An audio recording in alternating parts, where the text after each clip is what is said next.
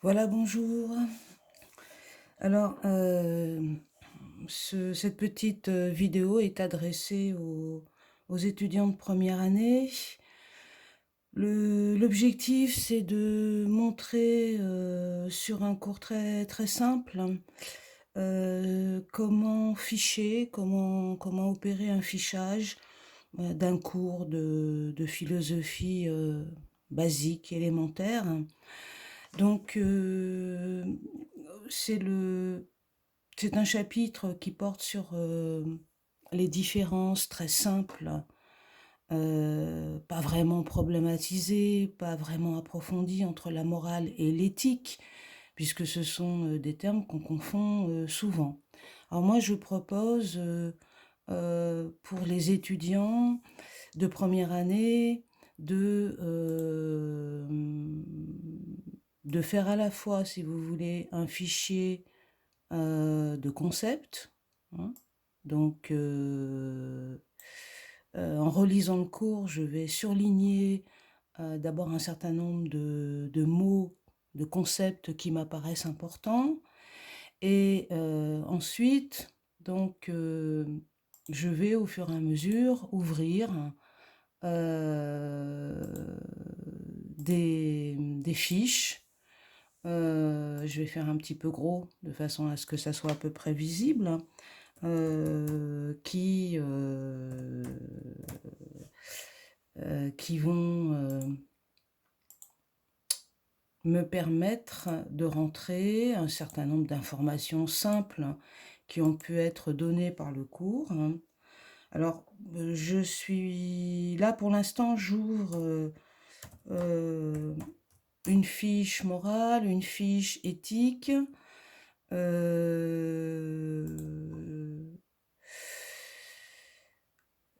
La fiche, on peut la concevoir de différentes façons. Moi, je trouve que c'est bien d'avoir euh, une rubrique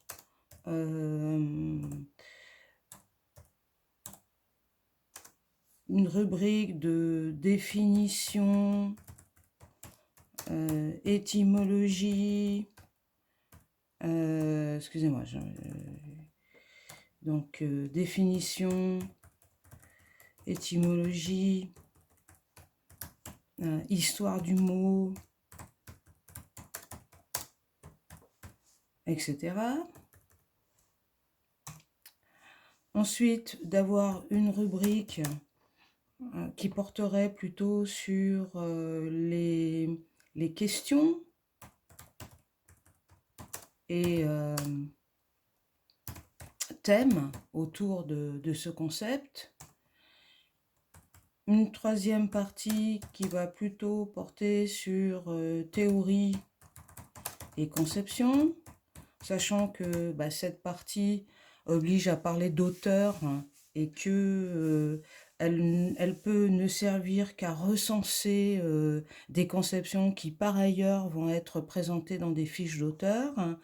Et puis éventuellement une dernière partie à la fois de citations sur le thème,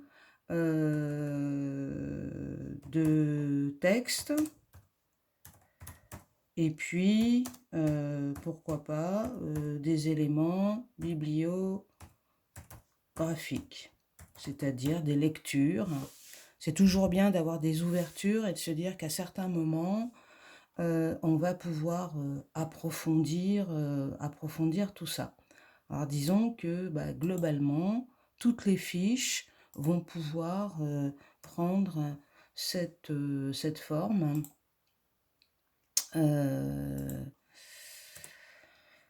Alors, je reprends mon cours. Par morale, nous entendons au sens courant les règles de bienséance, les obligations qu'une société donnée impose aux individus. La morale fixe les limites du permis et du défendu, du prescrit et du proscrit. Le terme même découle du latin mos mores, les mœurs. Donc là, si vous voulez, il y a deux choses à retenir. D'abord, on est dans une définition au sens courant, hein, ensemble des règles de bienséance et des obligations qu'une société donnée impose aux individus. Donc ça, on va déjà pouvoir le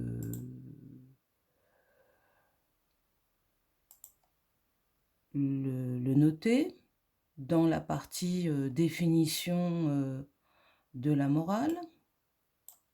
Hein. Donc après, vous faites comme moi, hein, c'est du copier-coller tout bête. Alors ce qui est important, si vous voulez, c'est à chaque fois de faire, voilà, de noter un point, de compléter quand même un peu la phrase, sens courant, ensemble des règles de bienséance et des obligations qu'une société donnée impose aux individus. Alors ça ne vous empêche pas d'aller compléter dans un dictionnaire, d'aller regarder dans un dictionnaire, par exemple le vocabulaire technique de la philosophie, ou bien le petit vocabulaire de la philosophie. Donc normalement vous avez ces références d'ailleurs sur la présentation du cours. Ensuite, ce qui me semble important, c'est l'étymologie. Alors en latin, mos mores, les mœurs. Les étymologies, c'est vraiment très important. Et dans les dissertations, c'est toujours vraiment important de partir des étymologies parce que c'est une façon de fonder une affirmation. Donc, étymologie.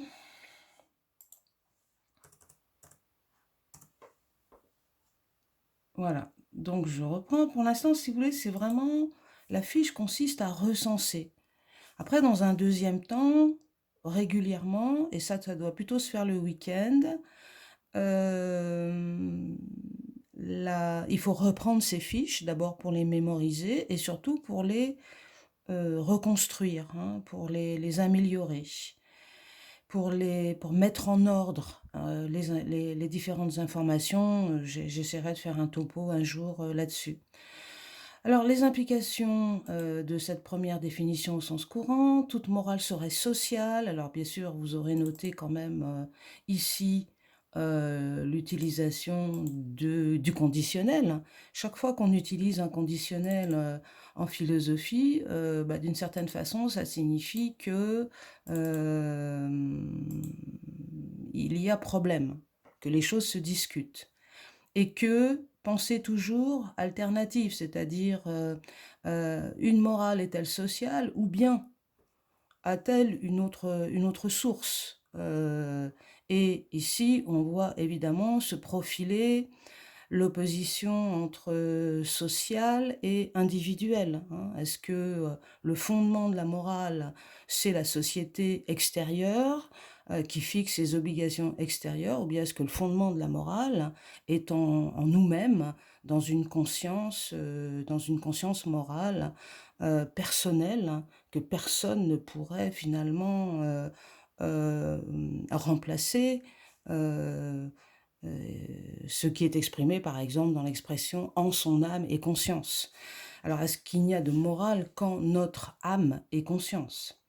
Alors toute morale serait sociale et donc les obligations auxquelles nous obéissons seraient imposées par notre culture, soit directement, soit explicitement imposées par les institutions sociales ou les autres, soit formulées par les individus, mais des individus conditionnés socialement et donc s'inscrivant plus ou moins dans le cadre des valeurs de la culture. Donc là, si vous voulez, l'idée d'une morale sociale, c'est intéressant à mettre dans la fiche sur la morale, dans la rubrique questions. Hein. Dans la rubrique questions,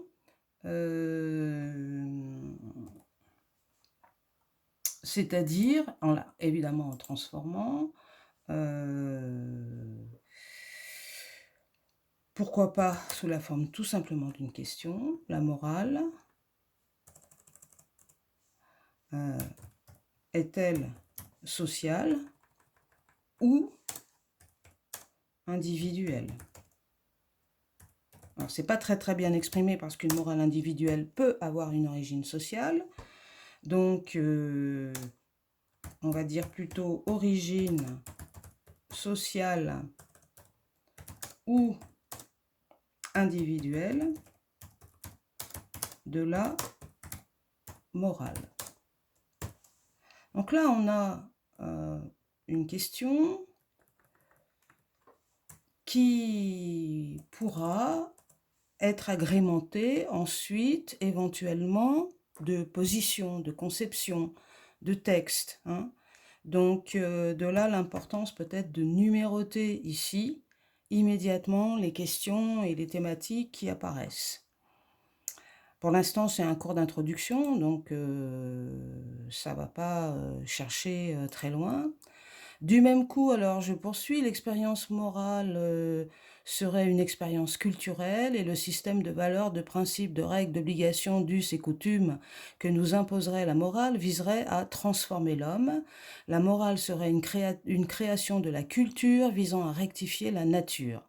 Bon, alors ça, évidemment, c'est une formule très importante qui pose du coup un autre problème, nature, et en particulier la nature première de l'homme, alors jugée amorale ou immorale. Juger l'homme, juger nature première de l'homme, jugée amorale ou immorale.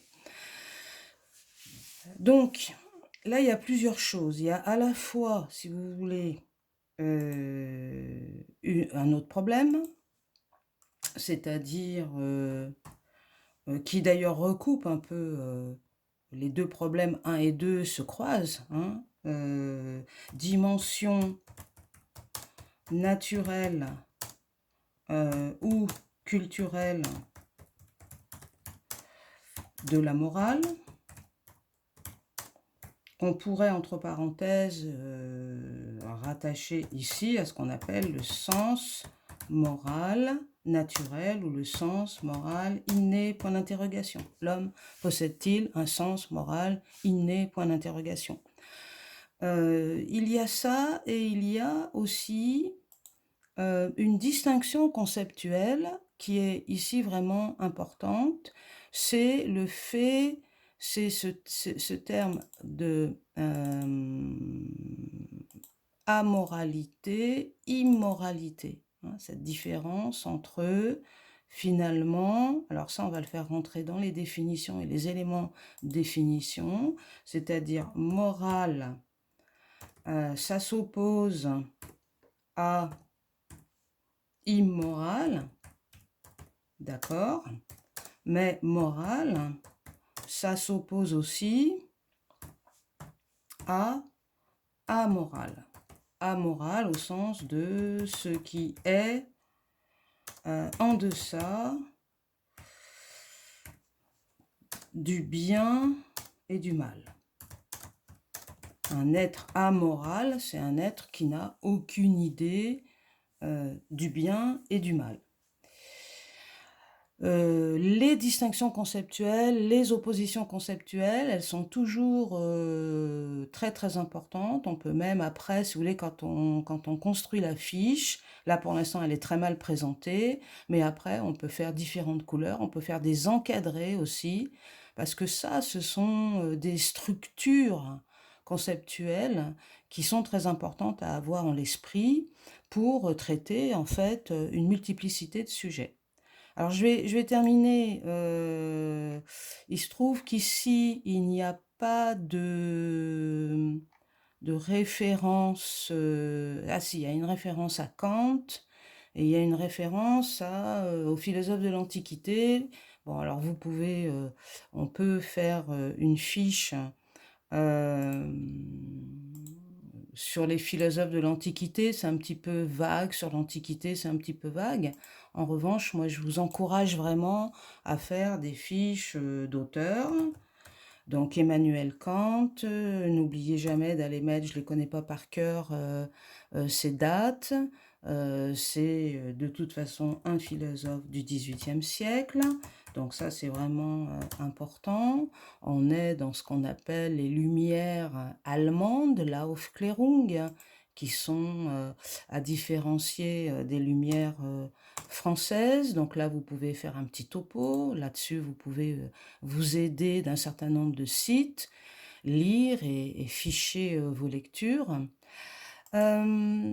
Alors, sur les auteurs, donc, ayez une rubrique, bien sûr, éléments, moi ce que j'appelle éléments biographiques.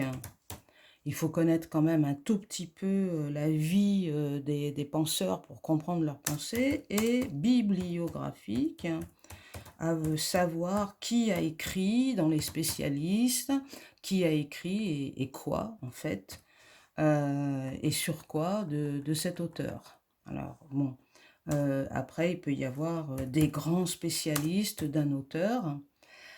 Dans une deuxième partie, je trouve que c'est important de noter théorie et conception de cet auteur. Là, par exemple, dans le cours, on a, sa conception du bien. Voilà. Et après, il suffit de noter un certain nombre d'éléments qu'on trouve dans le cours. Alors, ici, il n'y a pas grand-chose, mais il y a quelque chose de fondamental, qui est une ligne directrice pour comprendre la morale de Kant. D'ailleurs, cette conception du bien, vous pouvez la faire rentrer dans quelque chose de plus vaste, hein, qui serait sa conception de la morale, une théorie kantienne de la morale, ou morale kantienne.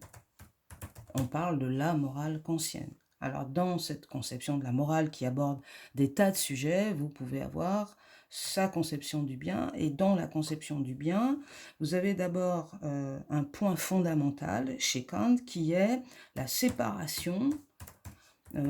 Pourquoi c'est important? Parce que c'est la première fois, si vous voulez, dans l'histoire de la pensée, qu'on a une séparation aussi nette entre l'idée de bien et de bien moral.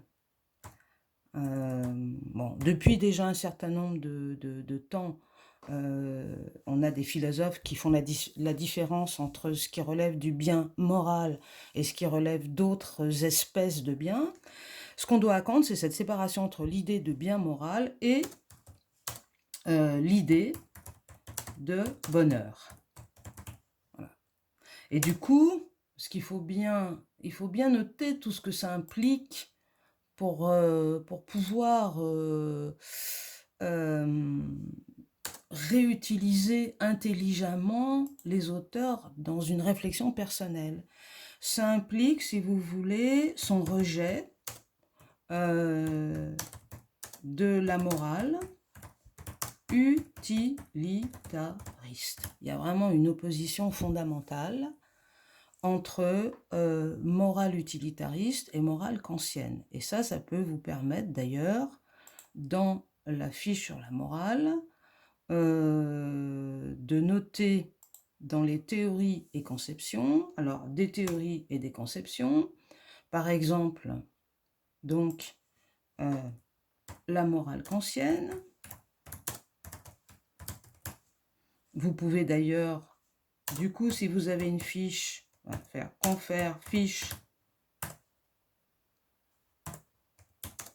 Kant.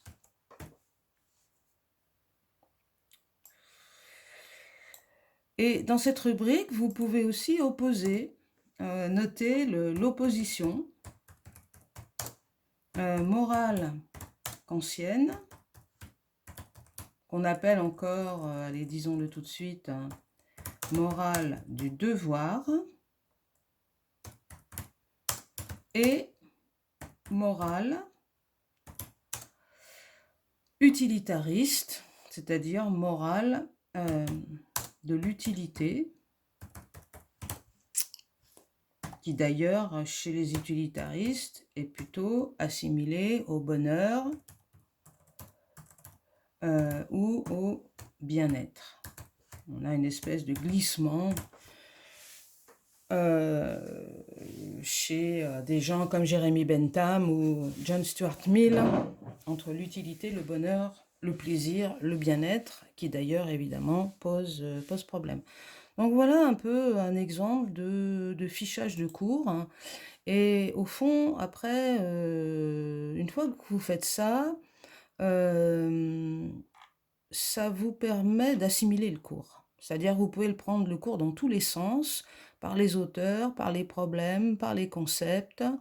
Vous l'avez assimilé en le fichant, et surtout, vos fiches, vous pouvez les approfondir, vous pouvez les ouvrir aussi, d'aller chercher des citations, des textes, des bibliographies.